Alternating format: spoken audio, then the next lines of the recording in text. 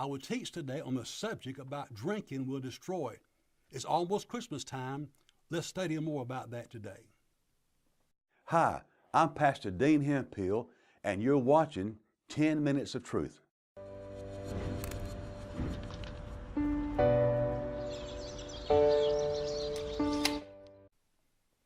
Drinking will destroy. Last few days, I began to feel led to teach on the thing about drinking. And I thought about Christmas time. It's a known fact nationwide that more people drink at Christmas time any other time of the year, including many professing Christians. It would celebrate the birth of Jesus Christ. Many people have that social drink around Christmas. Old-fashioned, this is not old-fashioned when it comes to teaching about drinking will destroy. I'm going to read today from the Word of God. I'll read from Proverbs. It's still the Word of God. Proverbs is still the Word of God. Let me read now from Proverbs 23. I'll begin in verse number 29. Who hath woe? That's a question. Who hath sorrow? That's a question.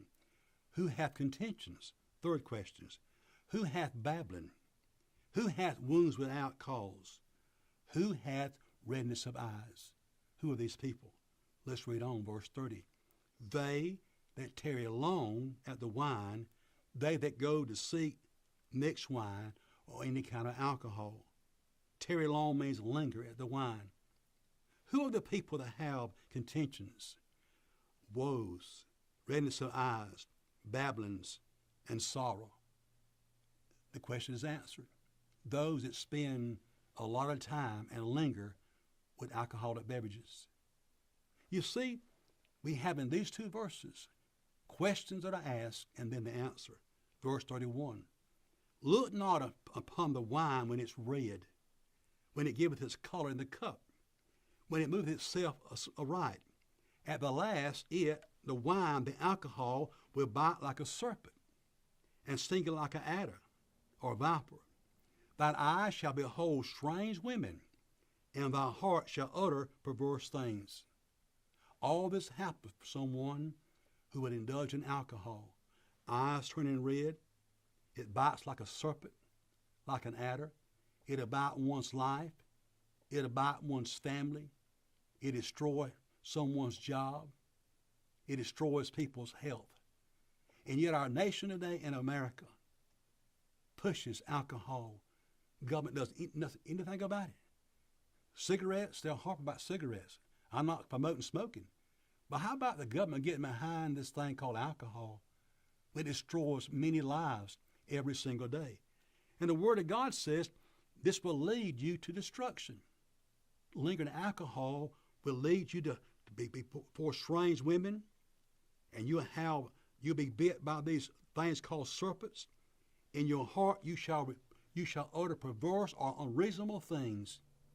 A place or state in one's mind they would not be in if they had not indulged in alcohol. Every time if the church today many times even shares this in the average congregation, you got people there are guilty of this situation or this sin. And that's why I think the modern church in many ways has backed off from it. And we that still teach and preach the Word of God, they say, well, they just old-fashioned, they're narrow-minded, they just shade tree preachers down there. And listen, the Word of God is still the Word of God. And God tries to help us today, to warn us, do not turn to alcoholic beverages. Do not have a lifestyle of drinking. It will destroy you. It will bite you. You'll have perverse sayings in your life.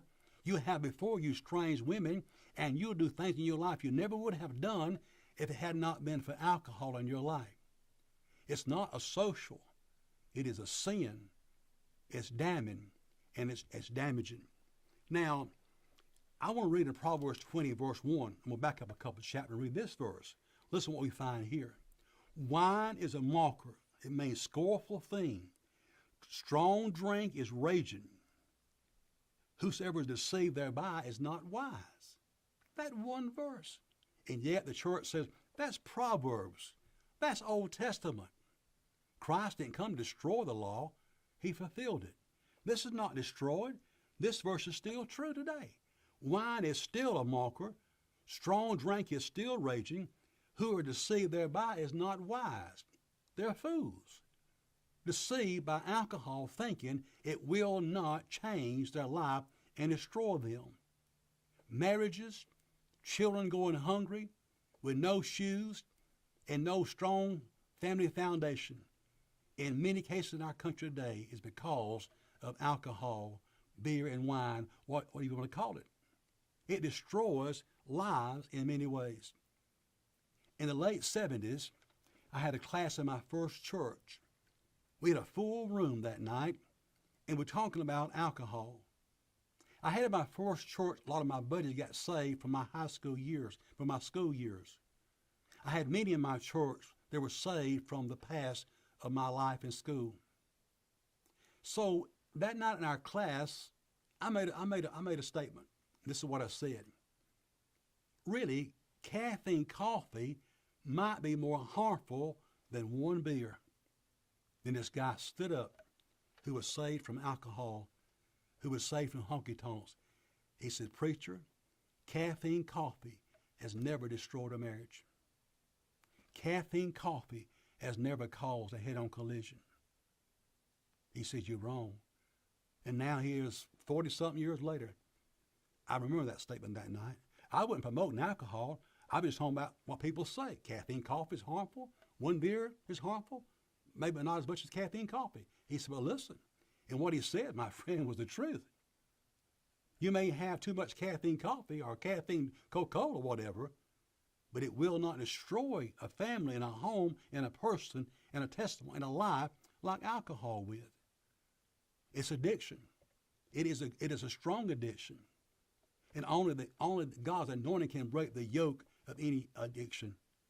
Today, you may be watching this 10 Minutes of Truth right now, and you are slipping around, or you have you have a social drinking problem, or you may be a full drunk. I'm telling you today that Christ can break every addiction. He can set you free. We have the Word of God. The truth shall make you free. The truth is, God can set you free. Turn your heart to God right now. Don't play games. Turn your heart to God right now. Say, "God, I need help. I'm addicted to alcohol. I can't go without it. My life is being ruined. My family, everything. God, deliver me." If your heart is serious, I tell you what's going to happen. He'll come into your life right now and set you free. The truth shall set you free, and free indeed. You can walk away today from those addictions and live your life in a clear mind, a clear home, a clear family, and sell out to God. Alcohol, drinking will destroy. Boys and girls right now coming up are being indulged in this sin that's going to ruin their lives. And many times parents not even warning them or telling them this is the wrong road, this is the wrong path that will lead you to destruction. Drinking is destroying people's lives. And the church, in many doctrines, we just standing by doing very little except being comfortable when it comes to telling people the truth from God's Word. I was called to preach the Word. I was called to preach the gospel. I was not called to satisfy people. I was not called to please people. I don't want you to not like me. I'm not trying to make you mad at me. I'm trying to help you from the Word of God today that wine is a mocker, strong drink is raging, whosoever is deceived thereby is not wise. I didn't say that. That's what God said. At the same time, right where you are right now, God loves you more than anybody else. He gave the world His Son, that through His Son you might be saved, and through the power of the Holy Spirit you might have deliverance from any addiction in your life that you may have in your flesh. The Holy Spirit can come into your life today and break that addiction. If we can ever help you in Clark Chapel Baptist Church, please reach us. Please reach us. We don't have all the answers. We have a book that has all the answers. We'll turn to there. We'll turn to that book, and we'll turn to prayer. And with God's help, He can help you. He can help myself. So please, Christmas time is coming. Do not go out here as a social drinker. as we celebrate the birth of Jesus Christ. Not this month, not this month, not this month, or any other month. Let all months in your life be the same with God every single day. Until next time, from Clark's Chapel Baptist Church, I trust, truly trust with God's help, that you'll have wonderful days.